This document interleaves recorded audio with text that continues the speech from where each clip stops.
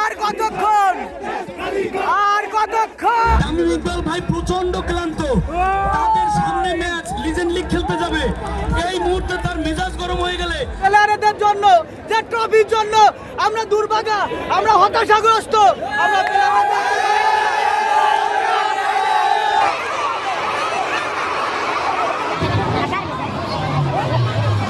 পাঁচটা ঘন্টা ওয়েট করে আমরা 5 মিনিট প্লেয়ারদেরকে দেখতে পাইনি।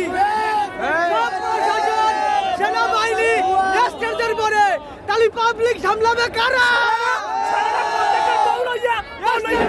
আমাদের দায়িত্বরত সামাজিক বৈষয়িক সম্মান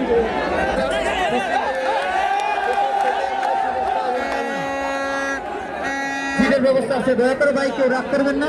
আমরা যদি আমাদের বরিশালের ইজ্জত না রাখতে পারি, মিডিয়া 12টা থেকে আমরা আমাদের ট্রফি দেখার জন্য এসেছি। এখন 4:30 বাজে, কিন্তু এখানকার প্রশাসন সুন্দর পরিবেশ করতে পারেনি যে আমাদের ট্রফি ও প্লেয়ারদেরকে সসম্মানে স্টেজে আনার জন্য। ভুয়া ভুয়া স্লোগানে মুখরিত হচ্ছে বেলাসবার্গ, লজ্জার সীমা লঙ্ঘিত হয়ে গেছে। সব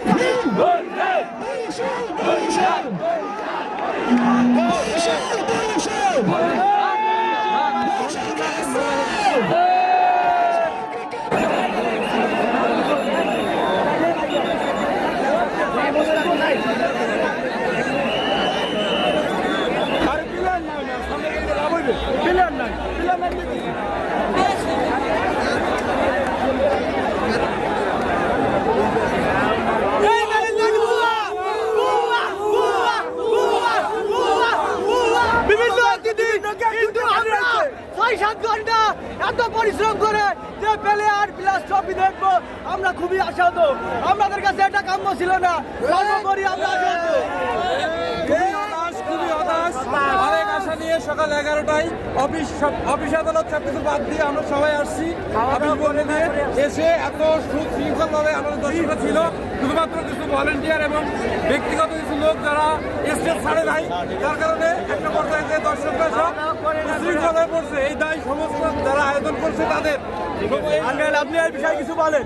আমরা এত কষ্ট করি, অনেক কষ্ট করে আসছি, কিন্তু আমরা কিছুই দেখতে পারি না। আপনি কি দুপুরে খাইছেন? দুপুরে না, দুপুরে না খাওয়া দাওয়া করে আসছি। এখানে অনেক লোক আছে যারা দুপুরে খায়নি, এই ফলাফল দেখার জন্য। কিন্তু ফলাফল হিসাবে আমরা কি পেলাম? খুব বড় হতাশা। আসলে এখানে প্রোটোকলের অবস্থা দেখেন ভাই, মাঠ ভর্তি দর্শক, লাখ লাখ লাখ লাখ দর্শকের উপস্থিতি, কিন্তু আমাদের প্লেয়ারের সেই দেখার সৌভাগ্যটা আমাদের হলো না। আফসোস, এখনো দর্শকরা সকাল থেকে এসে এ পর্যন্ত এখানে 2টা মিনিট প্লেয়ারদের দেখতে পারলো না, কাপটা দেখতে পারলো না। এত প্রোটোকল, এত গেস্ট, যাদের গেস্টের ঠেলায় স্টেজ পুরো ভরা, কিন্তু আফসোস চাই সাংবাদিক, গেস্ট আর প্রশাসন, কিন্তু যাদের জন্য আমরা ওয়েট করছি খুবই